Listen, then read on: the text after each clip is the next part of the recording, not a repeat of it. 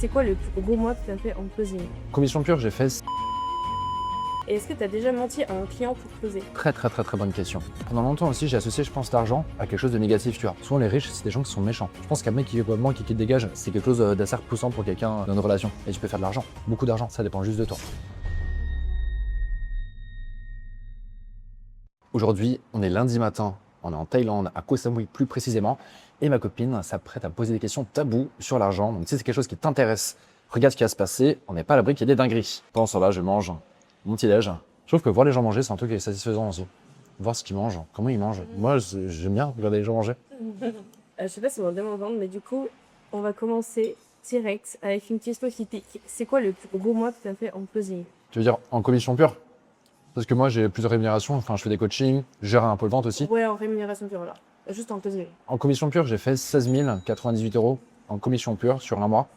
Ok. Bah, c'est cool. Et après, j'ai fait pas mal de mois qui sont rapprochés aussi, mais le plus gros mois symboliquement, c'était 16 098 € Ok. commission pure. Et est-ce que tu as déjà menti à un client pour closer? Non. Je peux pas le faire parce qu'après, si la personne peut se rétracter, elle a des semaines pour se rétracter potentiellement, et surtout, bah, il y a les livraisons après. Donc, si je lui mens, qui rentre dans l'écosystème, qu'elle n'est pas contente qu'il y ait un mensonge par rapport à ça, c'est un avis de merde, un témoignage de merde à la clé potentiellement, et en fait, tu veux pas que ça se passe, tu veux pas que ça retombe sur toi. Et surtout, tu es là pour changer des vies, tu es là pour aider des gens à passer à l'action et à leur donner la confiance qu'ils manquent pour le faire. Donc, non, c'est hyper important d'être hyper au clair sur ce qui peut leur attendre et surtout savoir de quelle façon on leur donne envie de passer à l'action. Tu gagnes plus que 90% des gens, mais est-ce que tu es vraiment libre? Très bonne question. Ça dépend de qu'est-ce que tu entends par liberté. Bah, est-ce que c'est libre de ton temps, de ton argent, géographiquement? Géographiquement à 100%, je peux bosser d'où je souhaite. Roubaix, Tourcoing, Bazouja, Pérouse, Thaïlande, je peux bosser d'où je souhaite. D'un point de vue temps, bah, j'ai besoin de passer des coachs, j'ai besoin de coacher des gens pour aujourd'hui vivre. Je peux pas arrêter de rien faire, avoir de l'argent qui tombe chaque mois. Par contre, ce que je coffre massivement chaque mois, ce dans quoi j'investis mon argent, c'est quelque chose qui permet de me rapprocher de ma liberté totale à terme pour que je puisse rapidement me dire, ok, si un jour je veux dire, ok, fuck off, on arrête tout, j'arrête de bosser, que je puisse avoir le choix de le faire.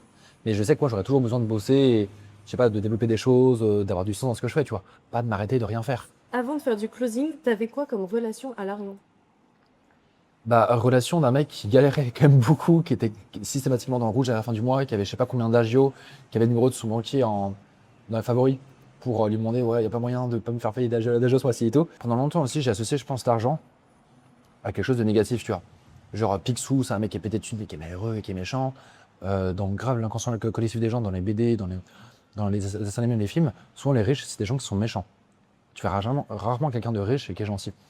Et même, je pense, de par mon éducation, j'ai longtemps pensé que avoir de l'argent, ça ne te rendrait pas heureux, et c'est en partie vrai aussi, hein.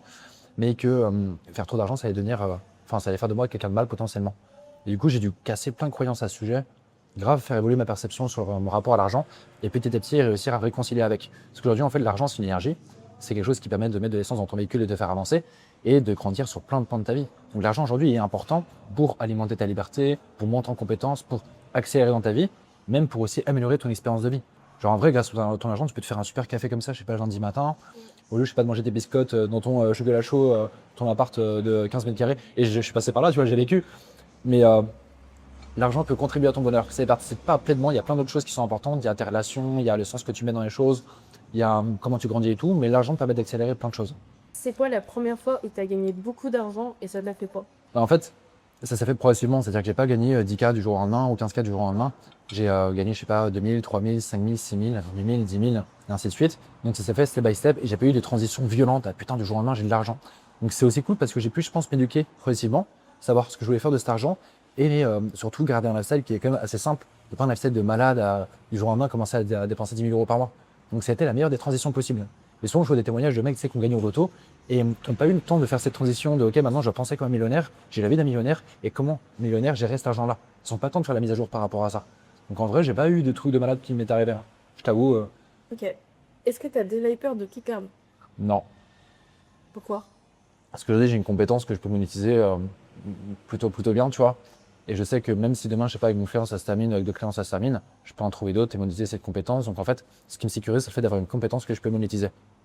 Tu vois, c'est pas comme une maison, imagine, là j'ai une maison, si demain elle brûle ou qu'il y a une galère, ah ouais, je la perds et j'ai les boules. Par contre, aujourd'hui, j'ai une compétence et on peut pas m'enlever ça. On va même me faire un truc au cerveau, mais on va pas faire de truc au cerveau, j'espère. Est-ce que l'argent a changé qui tu es? L'argent n'a pas changé qui je suis. Au contraire, ça m'a permis, je pense, de me sécuriser davantage et d'aborder la vie bien plus sereinement. bien plus en confiance pour la suite et me dire ok, peu importe ce qui se passe, j'ai des compétences, ça va le faire. Et plus tu fais aussi l'argent, plus tu peux commencer à t'autoriser à repenser à des projets, plus tu peux te reconnecter aussi à des rêves que tu avais mis sous le tapis parce que avant tu pensais que c'était mort. Donc non, je trouve au contraire ça m'a grave aidé à grandir, à faire aussi de moi quelqu'un dont je suis encore plus fier, quelqu'un de meilleur.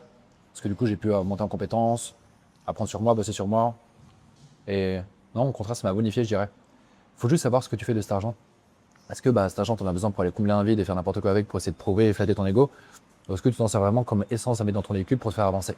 Et pour moi, c'est vraiment deux choses très très différentes. Est-ce que tu es plus heureux aujourd'hui? Ouais, sans blague. Clairement, clairement, clairement, clairement. Et ce qui m'a rendu heureux, je pense, c'est le fait d'être freelance, de ne pas avoir de plafond, de pouvoir m'exprimer comme j'ai envie de m'exprimer, me développer comme j'ai envie de me développer, et vraiment de ne pas avoir de carcan ou de cases dans lesquelles je suis, mais dire ok, je veux vraiment me développer comme j'ai envie de le faire. Moi, c'est vraiment le modèle freelance qui a pu contribuer à mon bonheur, et me dire ok, surtout, je peux commencer à exploiter mon plein potentiel et découvrir, je sais pas, telle facette de moi, telle compétence en moi, telle qualité en moi, les tester et voir ce que ça donne. Je trouve que le freelance, en vrai, c'est le modèle parfait pour te développer en tant qu'humain, l'entrepreneuriat de manière générale, et réussir à grandir dans plein de pans de ta vie. Parce que c'est vraiment un accélérateur de vie, c'est-à-dire que dès lors que tu montes en compétences, je sais pas, après tu gagnes en revenus, que tu gagnes en liberté, tu gagnes, je sais pas, en responsabilité, tu gagnes en impact, enfin, c'est un cercle vertueux qui s'auto-alimente, tu vois. Est-ce que ça a changé notre relation? L'argent? Ouais. Non, ça l'a amélioré, je dirais même. Pourquoi? Parce que du coup, je vibre beaucoup moins le manque ou la peur de manquer et je peux beaucoup plus m'autoriser à te faire kiffer, à me faire kiffer, à ce qu'on se fasse kiffer et à vraiment lâcher prise totalement par rapport à ça. Et ça, je prends. Après, c'est pas moi d'en parler, je pense que c'est plus Sophie d'en parler, mais je pense que c'est aussi séduisant pour une fille de dire ok, mon mec est dans l'opulence, dans l'abondance, il peut aussi me mettre bien si il me met bien, mais en fait, il vibre vraiment l'abondance, la générosité et absolument pas le manque. Je pense qu'un mec qui vibre le manque et qui le dégage, et j'ai été pendant longtemps, c'est quelque chose d'assez repoussant pour quelqu'un dans une relation. Si demain, tu n'avais plus besoin d'argent, tu ferais quoi? Ouais, je me suis posé plein de fois la question. Projet number one, moi j'aime beaucoup les animaux. J'aurais kiffé faire un refuge dans lequel je peux m'occuper d'animaux qui sont en galère, blessés, tout ça, soit en Thaïlande ou ailleurs. Il y a plein d'animaux qui galèrent et tout ici. Me dire ok, tous les mois, je sais pas, j'ai la thune qui tombe, mais je peux m'occuper pleinement d'eux à 100%. Et je sais que dans tous les cas, j'aurais besoin de développer un projet, donc soit pour la cause animale, tout ce qui est associatif, mais peut-être aussi sur la partie business à côté. Moi, c'est un truc qui me fait trop kiffer et tout, donc toujours continuer de le faire, mais me dire, je fais dans la plus belle des intentions au monde. Je fais pas pour faire de l'argent, je fais vraiment pour impacter, et l'argent sera qu'une conséquence de tout ça. Mais je fais surtout pas très bonne motivation de faire de la thune. Pour moi, c'est la plus belle des intentions possibles. Est-ce qu'on peut vraiment devenir riche avec le closing? C'est-à-dire, ça dépend de ce que tu entends riche. Pas riche, millionnaire, je suis pas sûr. Mais faire des bien meilleurs revenus que dans le salariat, assurément. Il y a des closers qui font 2000, d'autres 5000, d'autres 10 000, d'autres 15 000, d'autres même plus. Ça va dépendre de toi, de l'énergie que tu es aussi prêt à investir. Il y a des gens qui sont très OK à prendre peut-être 4 calls par jour, grand max, c'est pas plus. D'autres qui ont la dalle et qui sont prêts à faire davantage. Et moi, j'en ai fait partie. Donc, tout va dépendre de toi, de tes besoins. Et tu peux faire de l'argent. Beaucoup d'argent. Ça dépend juste de toi. Et aussi de la niche, de l'industrie dans laquelle tu développes et de l'offre que tu vends. Forcément, si tu vends une offre à 2 000 € ou à 15 000 €, la commission, c'est pas la même, le ticket, c'est pas le même. À savoir que généralement, tu as une commission de 10% par rapport au produit que tu vends. Ok, c'est fini. Et j'espère que ça vous a apporté de la valeur et peut-être, pourquoi pas, fait évoluer votre perception et votre rapport à l'argent. N'hésitez pas à me suivre sur Pierre Tebous, mon Instagram, sur lequel je partage plein de contenu et de la valeur par rapport à tous ces sujets-là, mais aussi par rapport au closing. Et on se dit rendez-vous à très vite et je finis mon repas. Ciao, ciao!